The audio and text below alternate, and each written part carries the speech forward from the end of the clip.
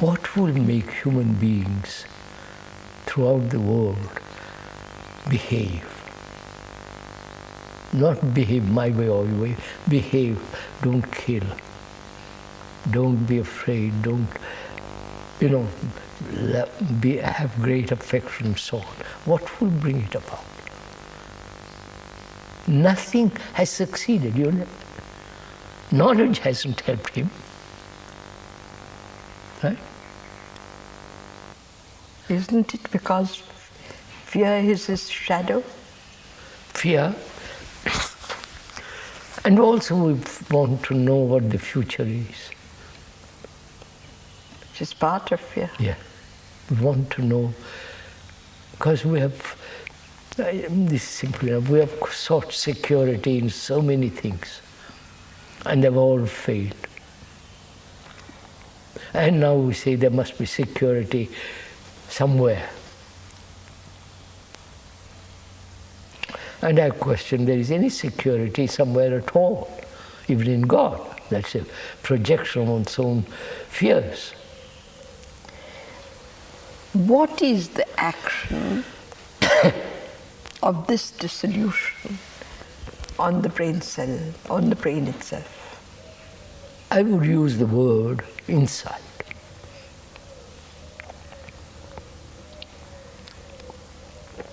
Insight is not a matter of memory, not a matter of knowledge, and time, which are all thought. So I would say insight is the absence, total absence of the whole movement of thought, time and remembrance and thought. So there is direct perception. It's like, I have been going north for the last 10,000 years. My brain is accustomed to going to the north. And somebody comes along and says, that leads you nowhere. Go east. When I turn around and try and go east, the brain cells change. Because I have an insight that the north leads nowhere. Wait, I'll put it differently. The whole movement of thought, which is limited, and upon which is acting throughout the world now, is the most important action, driven by thought. Thought will not solve any of our problems, except technological. Right? If I see that, I've stopped going north.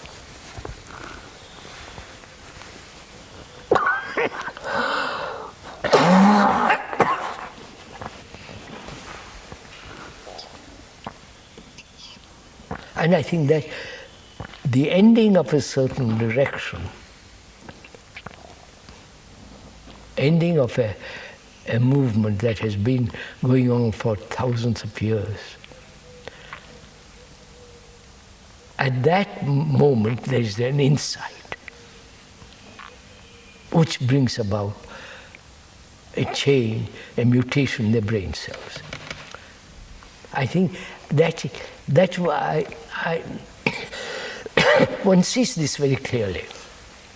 But when asked what will make humanity change, what will make my son, my daughter change?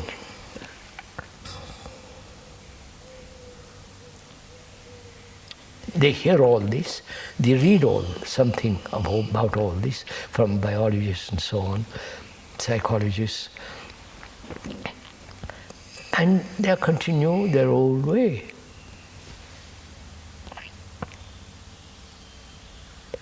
Is the past tradition is so strong?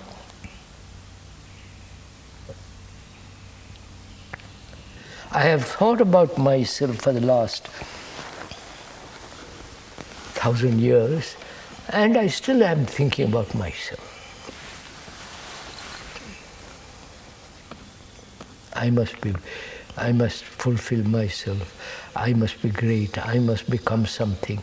This is my condition. This is my tradition. Is the past so tremendously strong?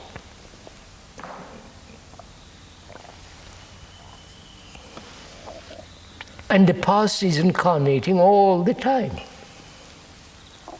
Right? Is that part of our culture to continue in our condition?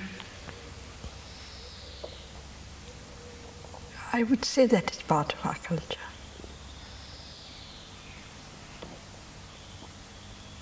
I mean, look at it. I mean, I've been watching this very seriously. How tradition has a tremendous stronghold. Not tradition of some superstition, I'm not talking of that, but a continuity of something of the past moving, this, you follow? The past carrying on with in its own momentum. And we are that. Culture, if culture may be part of our hindrance, religious concept may be our hindrance.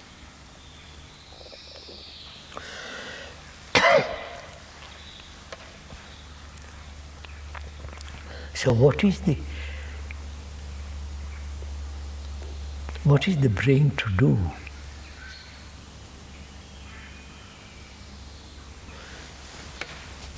They are saying one part of the brain is the old and the new, other part of the brain something totally new. And that if you can open the door to the new, there might be change. Because according to these specialists, only we are using very, very small part of our brain. Obviously, when there is a tension, the fragment has ended. Yeah, that's it. It's obvious that. We can talk about it like this.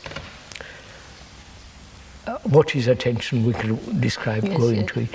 And so at the end of it, a listener says, all right, I understand all this, but I am what I am. No, I understand this intellectually, verbally, but it hasn't touched my depth of my being. But isn't it a question of that first contact with thought in the mind? I have a feeling, sir, that we talk about observing thought, which is an entirely different thing to the actual state of attention. That is, thought being aware of itself. Yes, that in one instant. I understand that. And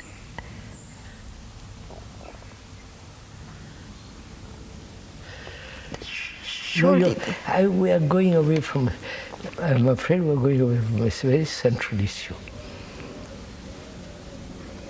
The world is becoming more and more superficial. no. More and more money-minded, if I may use money, power, position, fulfillment, Possession. identification, me, me, me, me. All this being encouraged by everything around you, right? Now you who have traveled, who have seen all this too, what do you make of all this business? There are these extraordinarily intelligent people, clever people, and the most stupid people, the neurotic, the people who have come to a conclusion and never moved from that conclusion, like the communists. The totalitarian world is that. They have come to a certain conclusion, and that's final.